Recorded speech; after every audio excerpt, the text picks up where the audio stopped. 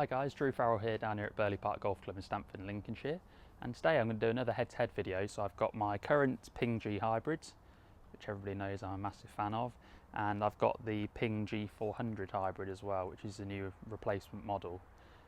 So both these hybrids look very similar.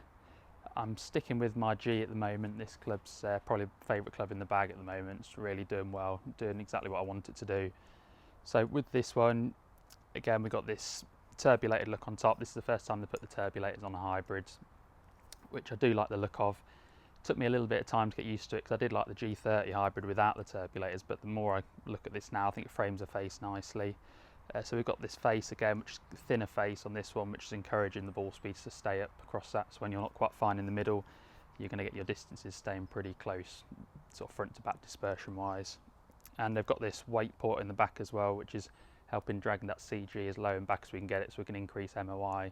So that's reducing the twist on the head when you're not quite fine in the middle of the club face. So the G400, biggest sort of visible difference to me is just the turbulators on top, which I'll pop you a little clip of on screen now. The turbulators are slightly bolder on the top here, but that's the only real difference I can see in the shape at the moment.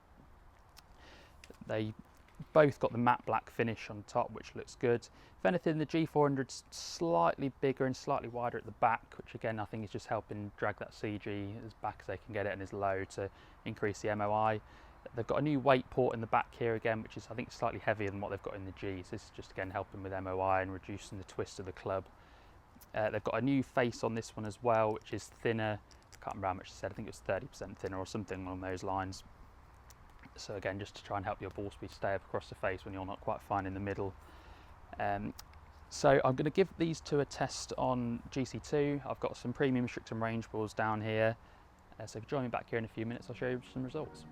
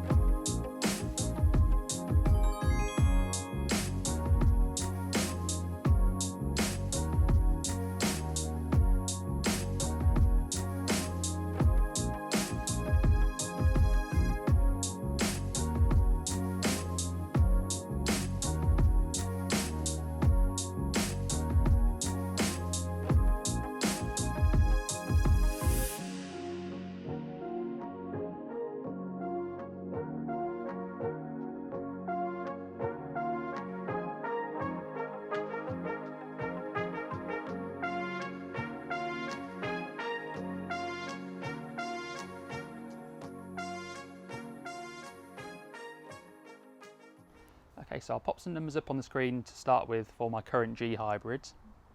So these are both in 19 degrees. So average ball speed there at 147, lowest there at 144, and the highest at 151. So that first one was a bit left, I think. So that's probably why the ball speed just crept up a little bit on that one. Average launch area at 12, so the highest at 13 and the lowest at 10. So not a massive amount of difference there. The backspin average at 3.6, so the highest at 4.1 and the lowest at 3.1, so not a massive amount of difference on RPMs of spin there.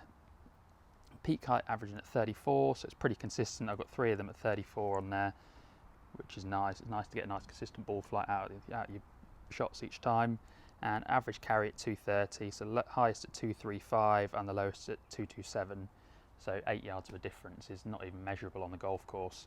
So it's really nice to have a good front to back dispersion. That's always what I look for in a hybrid. And this also fits in nicely with my iron sets as well. So certainly something to have when you're trying a new hybrid, to always have a look at what's going to fit in best with your iron sets and your gap ins. So let's pop up the G400 numbers on screen now for you. So average ball speed there at 147, so exactly the same as what we had on the G hybrid. Lowest at 145 and the highest at 149 again, so the ball speeds are staying up across the face, which is what Ping are trying to achieve with this new thinner face they've got. Average launch at 10, which is a little bit lower. I've got one in there at 7.3, which you can see is knocked quite a few yards off there. That's probably more my strike than anything else. Average backspin at 4.3, so the highest at 5.2 and the lowest at 3.1. So that's always my concern with clubs from time to time, is that the spin can sort of go from a pretty reasonable number for me down at 3.2 and all the way up to 5.2. It's quite a big difference. Peak height wise 32, so only a couple of yards lower than what I'm currently getting with my own G hybrid. So lowest there at 24 and the highest at 35, so not too bad. That 24 was, we've seen on the launch there, it's more my strike, probably hitting slightly at the bottom of the face, coming out a bit lower than expected. And average carry at 2.25, so 5 yards shorter on average than my current hybrid, but that's again more my strike on that one. So without that one in there, it's definitely bringing those averages up close to what I'm currently getting with my hybrid. But I'm not quite sure whether the G400 would quite make its way into my bag just yet.